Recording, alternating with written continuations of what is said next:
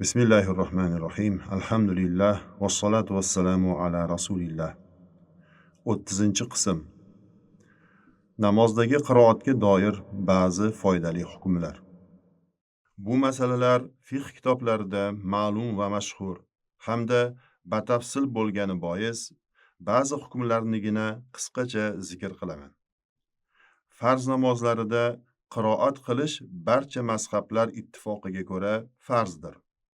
Imom Molik, Imom Shofiy, Imom Ahmad va jumhur ulamolar har rakatda Fotiha surasini o'qish farzdir deyishgan.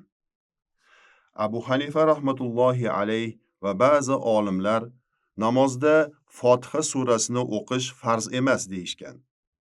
Ularga ko'ra namozda farz bo'lgan amal qiroat hisoblanadi. Qiroatda Fotiha surasini o'qish esa vojib hisoblanadi.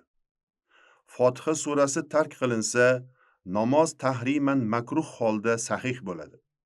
Undan tashqari, Fotiha farz namozlarining 3 va 4 rakatlarida vojib emas.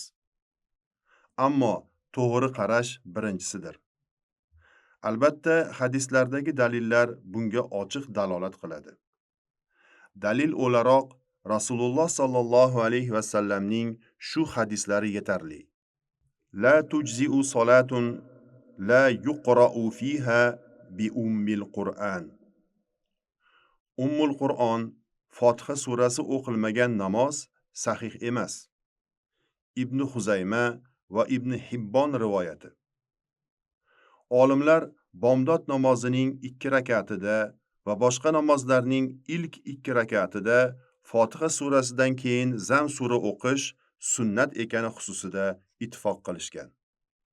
Hanafiylarga ko'ra vojib hisoblanadi. 3 va 4 rakatlarda sunnat ekanligi to'g'risida esa ixtilof qilishgan. Bu borada Imom Shofiy rahmatullohi alayhning 2 xil qarashlari bor. So'nggi so'zlarga ko'ra sunnat, qadim qarashlariga ko'ra sunnat emas. Shofiy ashoblarimiz shunday deganlar. 3 va 4 rakatlarda zam sura o'qish sunnat. Shuningdek, ilk 2 rakatning qiroatidan oz miqdorda bo'lishi ham mustahab ekanligi borasida ixtilof yo'q. 3 va 4 rakatlarning qiroati esa teng bo'lishi kerak. 1 rakatning zam surasi 2 rakatning zam surasidan uzun o'qiladimi? Bu mavzuda 2 xil qarash bor. Birinchisi Shofiy mazhabining aksar ulamolari tutgan fikr bo'lib, unga ko'ra uzun o'qish mumkin emas. Ikkinchisi muhaqqiqlarning nazdidagi sahih qarashga ko'ra uzun o'qisa bo'ladi. Ixtiyor qilingan hukm ham shu. Sababi sahih hadisda Rasululloh sallallohu alayhi va sallam 2 rakatni 1 rakatchalik uzun o'qiganlari rivoyat qilinmagan. Buning foydasi kech qolgan kishining 1 rakatga yetishib olishidadir. Alloh taolo bilguvchi. Imom Shofiy rahmatullohi alayh shunday deganlar. Peshin yoki boshqa 4 rakatli namozlarning oxirgi 2 rakatida jamoatga qo'shilgan kishi o'tkazib yuborgan 2 rakatni o'qish uchun turganida Fotiha surasidan keyin zam sura o'qishi mustahab hisoblanadi. Shofiy ulamolarining jumhuri bu to'g'risida 2 xil qarash bor. Birinchi qarashga ko'ra ba'zilar Imom Shofiy rahmatullohi alayhning aytganlari kabi qolib ketgan 2 rakatda zam sura o'qiladi deyishgan.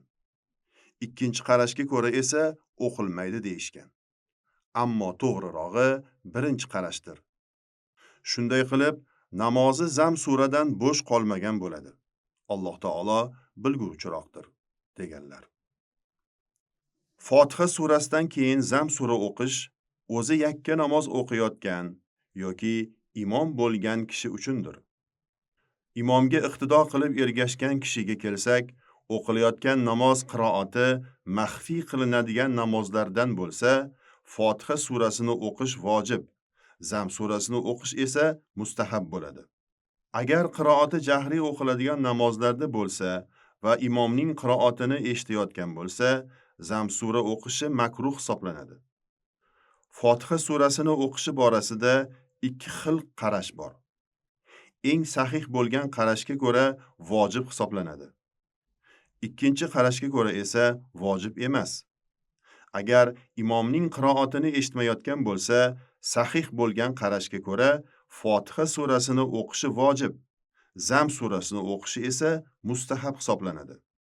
Zaif bir qarashga ko'ra Fotiha surasini o'qishi vojib emas deyilgan. Yana boshqa zaif qarashga ko'ra esa Fotiha surasini o'qishi vojib, faqat zam surasini o'qishi mustahab emas deyilgan. Eslatma. Hanafiy mazhabiga ko'ra esa imomning ortidan o'qiydigan muqtadi aslo qiroat qilmaydi. Jahriy namozlarda ham, maxfiy namozlarda ham. U Fotiha surasini ham, zam surasini ham o'qishi makruh bo'ladi. Chunki imomning qiroati muqtadi uchun ham kifoya qiladi. To'liqroq ma'lumot uchun fiqh kitoblariga murojaat qiling. Tarjimon. Janoza namozining birinchi takbirida Fotiha surasini o'qish vojib hisoblanadi. Eslatma. Hanafiy mazhabiga ko'ra janoza namozida imom ham, muqtadi ham Fotiha surasini o'qimaydi. Tarjimon. Nafl namozlarda ham Fotiha surasini o'qish lozim.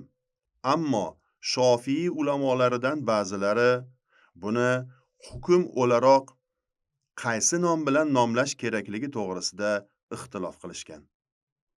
Qaffol Shoshiy rahmatullohi alayh vojib desalar, u kishining birodarlari Qozi Husayn rahmatullohi alayh shart bo'ladi deganlar.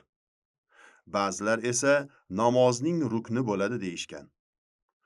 Zohir bo'lgan qarash ham shu. Alloh taolo to'g'risini bilguvchidir. Fotiha surasini o'qishni bilmagan kishi esa Qur'ondan Fotihaga teng keladigan boshqa bir surani o'qiydi.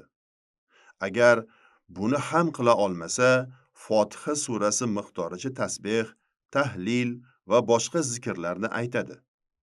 Bunga ham qodir bo'lmasa, Fotihani o'qish miqdoricha kutadi, keyin rukuga ketadi.